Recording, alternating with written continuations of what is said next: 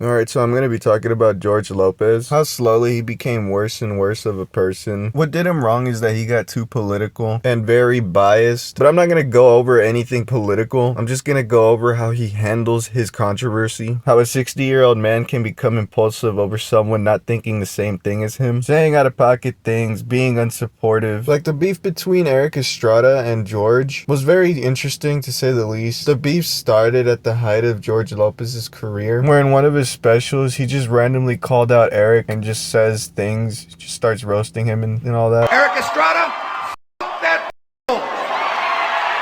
30 years, there's your wake-up call. Fully expressing his dislike towards Erik. And a lot of people were questioning why, especially since Erik is also Hispanic. It's just like a whole lot of friendly fire action going on here. Eventually, somebody asked Erik in an interview for his side of the story. All of this really happened because Erik refused to give George a handshake when George was a teenager. When I was a kid, you didn't shake my hand, man, and you were like my idol. And this was at Erik's peak at his career. George was salty because he didn't receive a handy from Erik, which birthed his villain arc. And I said, oh man, look who it is. And there's a way you can get around real fast. And we waited. And then when he got off the phone, I went up to him and said, Mr. Estrada, George Lopez, I put my hand out. He didn't shake my hand. He walked away. And I said, man, if I ever make it, man, that dude's going to pay. I go to the same Mexican place to get my food that I did when I was growing up. And a guy walked in there like a year after or right after. He goes, I was a driver for Coors. And I saw him and I stopped and I waited and I went to shake his hand. He wouldn't shake my hand. Same story. Wow, so he's got a pattern of douchey behavior. Oh my god, he's the worst person in the world because he couldn't accept a handshake. He's saving people's lives. I fly in from a gig with my buddy, and then they go, look who's over there. This dude has a t-shirt on with a leather vest. It's 100 degrees. And he's looking at me, and I go like, what's up? And he comes over and he goes, what's the beef you have with me? And I said, I think you know what the beef is that I have with you. He goes, everybody knows. And I said, that's right, everybody knows. And he says, because I didn't shake your hand, he goes, I could have been going through a bad day. I could have been getting it. They could have said, hey, man, I waited 17 years old. You could have shaken my hand and said, thank you, guys, and walked on. But since you didn't, I decided to rail on you. You know, and he goes, yeah. He goes, you want to take a shot at me? And I said, no. I said, no, I don't. But if you want to swing at me, I'll take whatever chips money you have left. And yeah, what if he had a bad day? He doesn't have to pander to you because you just waited for a while. It's your fault you waited, dog. This was the 70s when Erik Estrada was younger. You really think he's gonna care about some random teenager? But I'd like to think this was a perfect opportunity for George to profit out of this because this was pretty viral news. In this clip though, this news broadcasting network talks about the situation briefly, but they made the situation sound a lot worse than it was. They said that he was dissing George. He had a chance encounter with an ultra cool, ultra cocky TV star who allegedly dissed him in front of all his friends. When he wasn't. He just ignored him or just refused. And it's funny that this is said while there's a shot of him being praised and loved by random people. It doesn't help that he adds on to it. He says that he was ridiculed. Erik Estrada blew me out when I was 17, so I can't not sign a picture. That scarred you for life, didn't it? It did. He became the target of years of ridicule that will continue. No one ridiculed you? Relax. It was just a handshake, dude. And this was younger George Lopez. But in his most recent clip where he talks about the situation, he said it a lot differently than what it was here. And it still could be a lie, you know? Because he still didn't go into detail. But Erik has shared his side of the story. And I think it's a lot more credible. Él dijo que eso era en el año 77. So ABC's got to decide, what are we going to renew? What are we going to let go? So they dumped George's show. And I think he's got a grudge because of that. Because too, of that. Me. Okay. Right. The other thing is, so I come over and I say to him, Mira, what is your beef with me, man? He says, well, when I was a kid, you didn't shake my hand, man. And you were like my idol. I doubt I did that to you. If I did, I'm sorry, dude. That's not my style. I extended an olive branch in my hand and he wouldn't take it. Then the street came out at me and I said, pero mira, if you want to settle your beef with me, let's you and me go behind that truck right now, mutual agreement, because, you know, I carry a gun and a badge, you know. So if you really hate me that much, wouldn't you like to just take a shot? And he says, I'm a comedian, not a fighter. I said, no, you're not. You're a bully with a microphone. That's what you are. Y se quedó así. And it stayed like that, y ya. I mean, this dude even confessed to putting down the badge to squabble it out with this baby. Because even Erik knew that it was ridiculous for someone to hold a grudge for this long. And George refused. Come on, man. Why are you talking all this nonsense for then? Decades of just constant roasting and calling him out. No, I'm done with him, man. He's doomed anyway. He's got a lot of karma to pay for it. You don't take a kidney from your wife and then pull that on her. You know, you just don't do that to another human being. He's doomed. If you don't know, George was ill and needed a procedure done. He needed a kidney, and his wife was willing to give her own to save his life, you know. Fast forward a couple of years, and they had a divorce, and it's alleged it was because he had cheated on her with countless prostitutes. So while George had a reason to hate Erik for a simple handshake, there was enough reason for Erik to not like George. Nobody knows. Like, we were doing Nokia, all those shows. You know, we had chicks in the back of it. When Ann was going to come to the show, I would tell those dudes, all right, get a piece of paper and put a big red dot in the middle of the paper, like a big red dot, and put those dots all up and down the halls so that everybody knows that Ann is coming to the show. So you had a routine, have red dots, so yeah, that would let you know that. And she goes, what are all these red dots for? All the Chinese acrobats were here last night. I think these were their dressing rooms.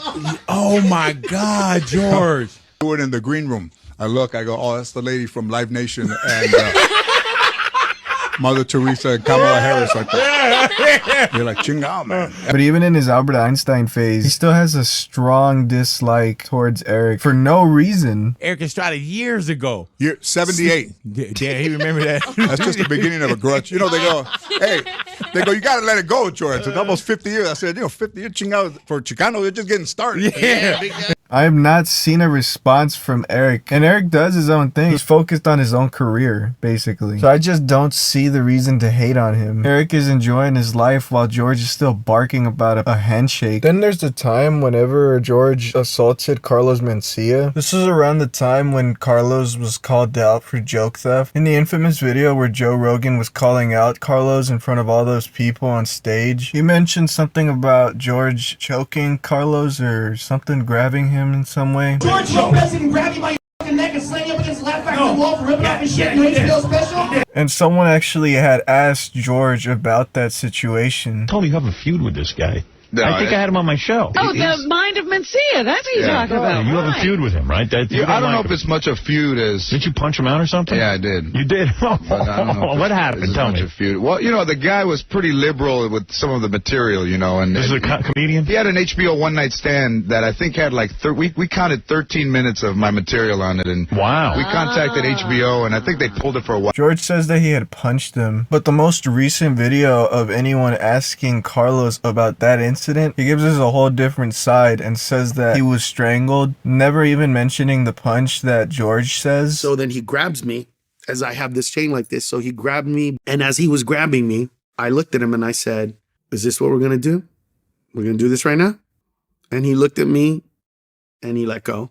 He really used this time as an opportunity to defend himself about the joke theft thing, the I did it first argument. But it's just weird to me to assault somebody over somebody stealing your joke. In this other instance, he was doing a show, somebody was heckling, she barely said one thing, and he didn't even like that one thing. He took immediate offense to it, just started humiliating her in front of thousands of people. Don't marry somebody black, and don't park in front of our house. Sit your ass down.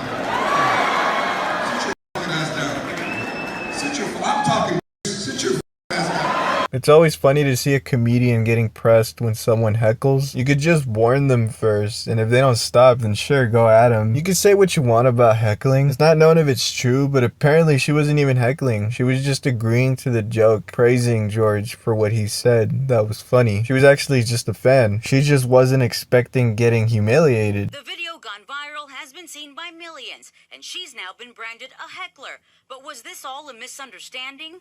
At first, she was wanted to be a part of the joke, wanted to be a part of the night, that with him being her favorite, and it just turned 180 like the opposite. Juan Quesada is friends with the woman and was with her at the show. She did call in to the Tino Cochino radio show on Power 98.3. And he made the comment that black people and Mexican people should not mate. So jokingly, I stood up and I laughed and I said, "F you, I'm black and Mexican." And he just got offended. This is all hearsay stuff, so who knows. But he also once walked out on a sold-out event. Someone within the crowd had donated $250,000 to Trump's administration. So this particular person wasn't feeling the amount of Trump jokes that George was telling that night, especially since it was an event for juvenile diabetes. So a lot of people were agreeing with this guy, and they were just telling George to just calm down with the Trump jokes a bit. He didn't take it so kindly, so he just stormed off. Watch the show. That's all you have to do. Don't laugh if you don't want to. Just relax, man. Seriously. Come on, man. Let's go.